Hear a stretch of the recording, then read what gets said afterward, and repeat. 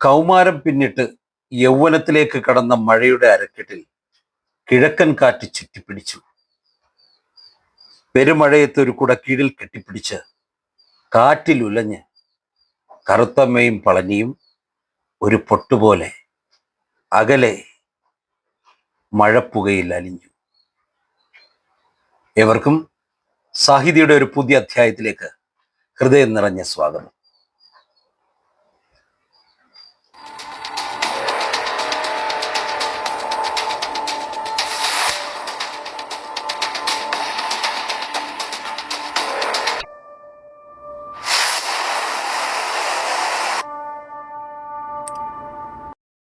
ആലപ്പുഴ ജില്ലയിലെ കുട്ടനാട്ടിൽ ജനനം. ഒരു പതിറ്റാണ്ടിലേറെ തൻ്റെ ഔദ്യോഗിക ജീവിതം ഡൽഹിയിലായിരുന്നു. എസ്തപ്പാനോസിന്റെ ധർമ്മസങ്കടങ്ങൾ, ഇസ്തിരിക്കമ്മാരൻ, ചിമ്മുവും കരടിയും, മൂന്നാം ദിവസം, ഒരു വിലാപവും ഇവിടെ അവസാനിക്കുന്നില്ല, പരേതാത്മാക്കളുടെ നഗരക്കാഴ്ചകൾ, കുലപതികൾ, ഹൃദയഭാഷയുടെ പരിഭാഷ, എട്ടാമത്തെ അത്ഭുതം, ഗാബോയുടെ കഥാപാത്രങ്ങൾ, കഥ, ചേറുമീൻ, കറുത്ത സുവിശേഷം, ശ്വാനപ്രയാണം, എൻ്റെ കുട്ടനാടൻ കഥകൾ, അടുക്കള ഒരു വികാരജീവിയാണ്, തായങ്കരി കഥകൾ തുടങ്ങിയ നിരവധി കൃതികളുടെ കർത്താവ്, ഭിലായി സമഷ്ടി അവാർഡ്, ആത്മായനങ്ങളുടെ ഖസാക്ക് അവാർഡ്, ചാസ് സുവർണ ജൂബിലി പുരസ്കാരം, ജാഗ്രതാ സമിതി പുരസ്കാരം തുടങ്ങിയ നിരവധി അവാർഡുകൾ നേടിയ, നിരവധി പുരസ്കാരങ്ങൾ നേടിയ മലയാളത്തിലെ പ്രിയ സാഹിത്യകാരൻ. പറയുന്നത് മലയാളികൾ എന്നും ഇഷ്ടപ്പെടുന്ന, നിരവധി കൃതികൾ മലയാളത്തിന് സംഭാവന ചെയ്ത മലയാളത്തിൻ്റെ സ്വന്തം സണ്ണി തായങ്കരി. സണ്ണി തായങ്കരിയുടെ ഏറ്റവും പ്രശസ്തമായ ഒരു പുസ്തകം, ഒരു ചെറുകഥാ സമാഹാരം. അതാണ് ഇന്ന് സാഹിതിയിലൂടെ നമ്മൾ പരിചയപ്പെടുന്നത്. പുസ്തകത്തിലേക്ക് കടക്കുന്നതിന് മുൻപ് ഞാൻ ആ പുസ്തകം ഒന്ന് നിങ്ങൾക്ക് കാണിച്ചു തരാം. സണ്ണി തായങ്കരിയുടെ ഏറ്റവും പ്രശസ്തമായ ചെറുകഥാ സമാഹാരം അടുക്കള ഒരു വികാരജീവിയാണ്.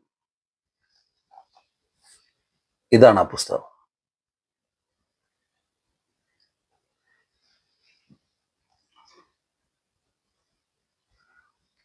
പന്ത്രണ്ട് കഥകൾ അടങ്ങിയ ഒരു കഥാസമാഹാരമാണ് സണ്ണി തായങ്കരിയുടെ അടുക്കള ഒരു വികാരജീവിയാണ്. സാധാരണ ചെറുകഥാ സമാഹാരത്തിൽ നിന്ന് ഒരു വ്യത്യസ്തമായ ഭാഷ, ഒരു വ്യത്യസ്തമായ ശൈലി തൻ്റെ രചനയിലേക്ക് കൊണ്ടുവരുന്നൊരു രീതിയാണ് സണ്ണി തായങ്കരിയുടെ. അത് അദ്ദേഹത്തിൻ്റെ ഈ ഓരോ കഥകളും വായിക്കുമ്പോൾ നമുക്ക് മനസ്സിലാകും. ആ പ്രമേയം കണ്ടെത്തുന്നതിലുള്ള ശൈലി പോലും വ്യത്യസ്തമാണ്. ഈ അടുക്കള ഒരു വികാരജീവിയാണ് എന്ന കഥാസമാഹാരം നമ്മൾ എടുക്കുമ്പോൾ അതിലൊന്നാമത്തെ കഥ എന്താണ്? ദൈവത്തിൻ്റെ ചാരൻ എന്ന കഥ. കഥ വായിച്ചു തുടങ്ങുമ്പോൾ നമ്മളോർക്കും ഇത് ലോകപ്രശസ്ത സാഹിത്യകാരൻ ഹെമിംഗ്വേയുടെ കിഴവനും കടലും. കിഴവനും കടലും വായിച്ചിട്ടില്ലാത്ത ആൾക്കാർ വളരെ ചുരുക്കമാണ്. അത്രയ്ക്ക് പ്രശസ്തമായ ഒരു കൃതിയാണ് ഹെമിംഗ്വേയുടെ, ഏണസ്റ്റ് ഹെമിംഗ്വേയുടെ കിഴവനും കടലും. ആ കിഴവനും കടലും കൃതി വേറൊരു പേരിട്ട്, ഇല്ല കഥാപാത്രങ്ങൾക്ക് വേറൊരു പേര് കൊടുത്തുകൊണ്ട് എഴുതി വച്ചിരിക്കുകയാണോ എന്ന് നമ്മളൊരു കൗതുകത്തോടെയാണ് ഈ ദൈവത്തിൻ്റെ ചാരൻ എന്ന ചെറുകഥ വായിച്ചു തുടങ്ങും. അതിനകത്തെ കിഴവനും കടലിലെയും സാന്റിയാഗോയും മനോലിനും ഒക്കെ ഇതിനകത്തും വരുന്നുണ്ട്. ദൈവത്തിൻ്റെ ചാരൻ എന്ന കഥയിലെ കേന്ദ്ര കഥാപാത്രം എന്താണ്? ഗോമോത്തിയോ. അത് കിഴവനും കടലിലെ കറക്റ്റ് സാന്റിയാഗോ തന്നെയാണ്. മുക്കുവനായ ഗോമത്തിയോ അദ്ദേഹം കടലിൽ പോകുന്നു. പല ദിവസങ്ങളായിട്ടും അദ്ദേഹത്തിന് മത്സ്യങ്ങളൊന്നും കിട്ടുന്നില്ല. ഒടുവിൽ ഒരു വലിയ സ്രാവിനെ കിട്ടുന്നു. പക്ഷെ ഇതിന് കരയ്ക്ക് എത്തിക്കാൻ പറ്റാതെ ഗോമതിയോ ശരിക്കും വിഷമിക്കുന്നുണ്ട്. ഒടുവിൽ ഇതിന്റെ ആക്രമണത്തിൽ സ്വന്തം വയറ് കീറപ്പെട്ട നിലയിലാണ് ഇദ്ദേഹം കരയിലെത്തുന്നത്. പുലർച്ചെ ഇദ്ദേഹത്തിനടുത്തേക്ക് ഒരു പയ്യൻ, അതായത് നമ്മൾ കിഴവനും കടലിലെ മനോലിനെ പോലെ ഒരു പയ്യൻ ഇവിടെ വരികയാണ്. അവൻ തീരത്ത് കിടക്കുന്ന ഗോമാതിയെ ആശുപത്രിയിൽ എത്തിക്കുന്നു. അവിടെ വെച്ചാണ് അദ്ദേഹത്തിന് ഓർമ്മ വരുന്നത്. ഈ ഓർമ്മ വരുമ്പോൾ ഈ പയ്യനാണ് കൂടെയുള്ളത്. ഇവൻ വളരെ ശുശ്രൂഷിക്കുന്നു. അപ്പൊ ഇതിനിടക്ക് ഈ മീൻ ഗോമാതിയോ കരയിലേക്ക് കൊണ്ടുവന്ന സ്രാവ് അതും ചത്തുപോയി. ഇതിനെ എന്ത് ചെയ്യണം എന്ന് ഒരു നാട്ടുകാരുടെ ഇടയിൽ ഒരു ചർച്ചയുണ്ടാകുന്നു. ആൾക്കാരുടെ ഇടയിൽ ഗോമാതിയെ ഹോസ്പിറ്റലിൽ എത്തിക്കുക എന്നൊരു തർക്കം വന്നപ്പോൾ ഇവൻ തയ്യാറാകുകയാണ്, ഞാൻ കൊണ്ടുപോകാം. പക്ഷെ അപ്പോൾ ഗോമാതിയെ കൊണ്ടുവന്ന മത്സ്യം, ആ സ്രാവ്, അതിനെന്ത് ചെയ്യുമെന്ന് പറയുമ്പോൾ ഇവൻ പറയും അതിന് ഇദ്ദേഹത്തിന് അവകാശപ്പെട്ടാണ്, വലിച്ചു കയറ്റാൻ പറയും. അപ്പോൾ വണ്ടിക്കാരൻ ആദ്യം സമ്മതിക്കാതൊക്കെ ഇരിക്കുന്നുണ്ട്, കാരണം പറ്റില്ല, ഇതില് മീൻ കയറ്റാൻ പറ്റില്ല എന്ന് പറഞ്ഞിട്ട്. പക്ഷെ ഇവൻ നിർബന്ധിച്ച് കയറ്റുകയാണ്. ഹോസ്പിറ്റലിൽ അഡ്മിറ്റ് ഗോമാതിനെ അഡ്മിറ്റ് ചെയ്തിട്ട് ഇവൻ ഈ മീനും കൊണ്ടുപോകുന്നുണ്ട്. പക്ഷേ ഗോമാതിയോയ്ക്ക് ബോധം തെളിയുമ്പോൾ ഇവൻ കൂടെയുണ്ട്. ഇവൻ നിന്ന് പരിചരിച്ചു. അസുഖം ഭേദമായി ഇദ്ദേഹത്തെ വീട്ടിലേക്ക് തിരിച്ചു കൊണ്ടുവരുന്നു. പക്ഷെ വീട്ടിൽ തിരിച്ചെത്തിയ ഗോമാതിയോ കാണുന്നത് തൻ്റെ കുടിലിൽ നിന്നെടുത്ത് വളരെ മനോഹരമായ ഒരു വലിയ വീടാണ്. ഇദ്ദേഹം പറയുന്നുണ്ട് ഈ പയ്യനോട്, ഇതെന്റെ വീടല്ല, നിനക്ക് വഴി തെറ്റി. ഇവൻ പറയുന്നു, അല്ല, ഇത് അങ്ങയുടെ വീട് തന്നെ. അപ്പോഴാണ് ഇവൻ ഇദ്ദേഹത്തിനോട് പറയുന്നത്, ഈ കിട്ടിയ മത്സ്യത്തെ മുറിച്ചപ്പോൾ അതിൻ്റെ വയറ്റിൽ നിന്ന് സ്വർണ്ണ നാണയങ്ങളാണ് കിട്ടിയത്. അത് അല്പം പോലും അവനെടുക്കാതെ അത് വിറ്റിട്ട് ഒരു നല്ല വീട് വെച്ചു ഇദ്ദേഹത്തിന് വേണ്ടി. ആ വീട്ടിലാണ് നമ്മളിപ്പോൾ. ഇദ്ദേഹത്തിന് അത്ഭുതം തോന്നി.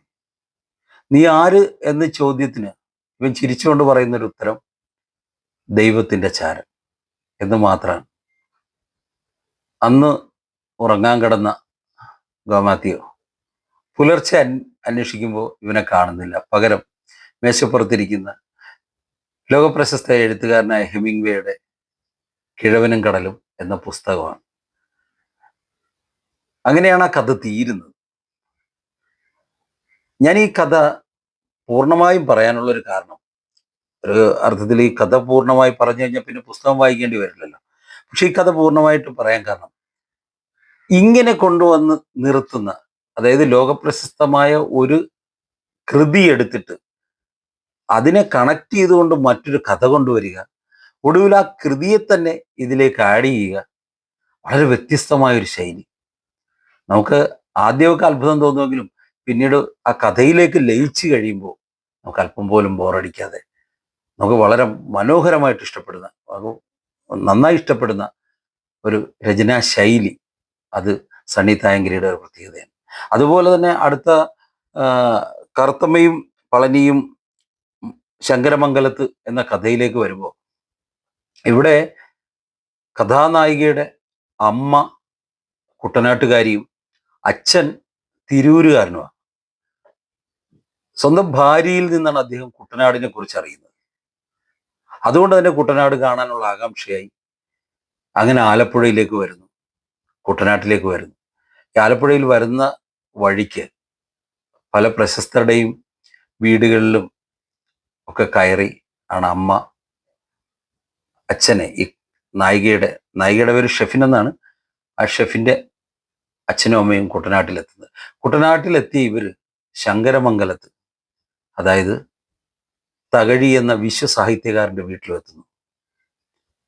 അവിടെ വെച്ച് ഈ അമ്മ ഒരു ആഗ്രഹം പറയും, നമ്മുടെ മകളെ തകഴി കൃതികളിലെ ഏതെങ്കിലും ഒരു കൃതിയെ ബേസ് ചെയ്ത് ഡോക്ടറേറ്റ് എടുപ്പിക്കണം. അത് ആ അമ്മയുടെ ഒരു ആഗ്രഹമായിരുന്നു. ഒടുവിൽ ഷെഫിൻ അമ്മ ആഗ്രഹിച്ച പോലെ തന്നെ തകഴിയുടെ കൃതികളിൽ പ്രശസ്തമായ ഒരു കൃതി എടുത്തിട്ടാണ് പഠിക്കുന്നതും അതിൽ ഡോക്ടറേറ്റ് എടുക്കുന്നതും. ആ കൃതി തകഴിയുടെ ഏറ്റവും പ്രശസ്തമായ ചെമ്മീൻ എന്ന കൃതിയായിരുന്നു. ഒരു നാൾ ശങ്കരമംഗലത്തെത്തുന്ന ഷെഫിൻ അമ്പലപ്പുഴയിൽ വെച്ചിട്ട് പെരുമഴയത്ത് പളനിയും കറുത്തമ്മയും എത്തുന്നത് കാണുന്നു. അവര് അവിടെ വെച്ച് വഴക്ക് കൂടുന്നു. അവരവിടെ നിന്ന് ശങ്കരമംഗലത്തെത്തുന്നു. ശങ്കരമംഗലത്ത് വെച്ച് പളനിയോട് തകഴി വഴക്കിടുന്നു. അതിനുശേഷം ഇവർ രണ്ടുപേരും തകഴിയുടെ നിർദ്ദേശപ്രകാരം സ്നേഹത്തോടെ ശങ്കരമംഗലത്ത് നിന്ന് പടിയിറങ്ങി പോകുന്നു. ഇവർ യാത്രയാകുന്നത് നോക്കി നിൽക്കുന്ന ഷെഫിൻ. ഇതൊക്കെ ഷെഫിന്റെ മനോവികാരങ്ങളാണ്. ഒടുവിൽ ഷെഫിന്റെ സംസാരത്തിൽ, ഷെഫിനുമായിട്ടുള്ള തകഴിയുടെ സംസാരത്തിൽ ആ വിശ്വവിഖ്യാതനായ എഴുത്തുകാരൻ പറയുന്നൊരു വാചകം സണ്ണി തായങ്കരി ഇതിനകത്ത് പറയുന്നുണ്ട്. ദുഃഖപര്യവസാനിയായ കഥകൾ എഴുതാനേ എനിക്കറിയൂ എന്നും അതിന് കാരണം ജീവിതത്തിന്റെ മാറാത്ത നിറം വേദനയാണെന്നും ബാക്കിയെല്ലാം മുഖപടമാണെന്നും ആ വിശ്വവിഖ്യാതനായ എഴുത്തുകാരൻ ശ്രീ തകഴി ശിവശങ്കരപിള്ള സാർ ഷെഫിനോട് പറയുകയാണ്. ജീവിതത്തിന്റെ മാറാത്ത നിറം അത് വേദനയാണ്. അതുകൊണ്ട് തനിക്ക് എന്നും എഴുതാൻ കഴിയുന്നത് ദുഃഖപര്യവസാനിയായ കഥകളാണ് എന്നാണ് തകഴി ഷെഫിനോട് പറയുന്നത്. ഇത് ഷെഫിൻ തകഴി ശിവശങ്കരപിള്ളയുടെ സ്മൃതി കുടീരത്തിൽ നിൽക്കുമ്പോൾ ഉണ്ടാകുന്ന വികാരങ്ങളാണ്, മനസ്സിൽ തോന്നിയ ചിന്തകളാണ്. പക്ഷെ ഈ ഒരു തീം എടുത്തിട്ട്, ഇങ്ങനെ ഒരു തീം കൊണ്ടുവന്നുകൊണ്ട് അതിലൂടെ ഒരു ചെറുകഥ സൃഷ്ടിച്ചെടുക്കാൻ സണ്ണി തായങ്കരി എന്ന എഴുത്തുകാരന് മാത്രമേ സാധിക്കൂ.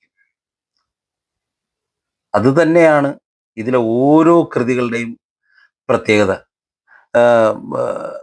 എലിച്ചൂര് എന്ന കഥയിലേക്ക് വരുമ്പോൾ നമ്മുടെ പ്രശസ്തനായ വിശ്വസാഹിത്യകാരനായ വൈക്കം മുഹമ്മദ് ബഷീറിന്റെ വിശ്വവിഖ്യാതമായ മൂക്ക് എന്ന കഥയോട് സാമ്യം വരുന്നത്. പക്ഷെ അത് വായിച്ചു കഴിയുമ്പോൾ നമുക്ക് പറയും സാമ്യമാണ്, പക്ഷെ കഥയുമായിട്ട് ബന്ധമൊന്നുമില്ല. അപ്പൊ ഇതുപോലെ ഓരോ കഥയും നമ്മൾ വായിച്ചു വരുമ്പോൾ വളരെയേറെ ഇൻട്രസ്റ്റിംഗ് ആണ്. നമുക്ക് വളരെയേറെ ഇഷ്ടം തോന്നുന്ന രീതിയിൽ തന്നെയാണ്, അല്പം പോലും ബോറടിക്കാത്ത രീതിയിലാണ് സണ്ണി തായങ്കരി എഴുതിയിരിക്കുന്നത്. ഇത് തന്നെയാണ് അദ്ദേഹത്തിന്റെ എഴുത്തിന്റെ പ്രത്യേകത. നമ്മൾ ആരും കാണാത്ത റൂട്ടിലൂടെ ഒരു കഥ മെനഞ്ഞെടുക്കുക, അത് നമുക്ക് ഇഷ്ടപ്പെടുന്ന രീതിയിൽ എഴുതുക.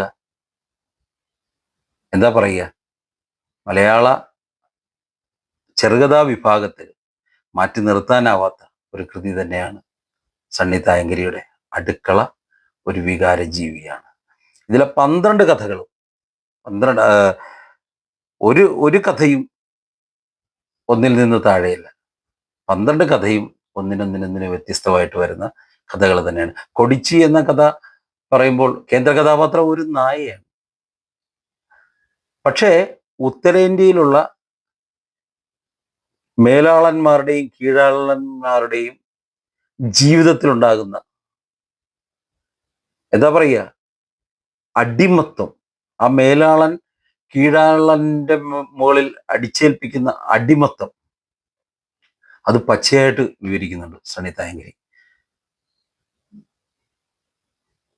മേലാളന്റെ വീട്ടിലെ ജോലിക്കാരനായ ഗൃഹനാഥൻ മരിച്ചുപോയ ശേഷം, മരിച്ചതല്ല അത് കൊന്നതാണെന്ന് തന്നെ പറയുന്നുണ്ട്, അതിനുശേഷം അദ്ദേഹത്തിന്റെ മകനെ ആ സ്ഥാനത്തേക്ക് കൊണ്ടുവരികയും അവനെ എല്ലുമുറിയെ പണിയെടുപ്പിക്കുന്നു. അവന്റെ സഹോദരിമാരെ അവിടുത്തെ ഇളയ തമ്പ്രാക്കന്മാർ ഉപയോഗിക്കുന്നതും ഒക്കെ എന്താ പറയുക, ആ കാലഘട്ടത്തിൻ്റെ ഒരു വിവരണം തന്നെയാണ്.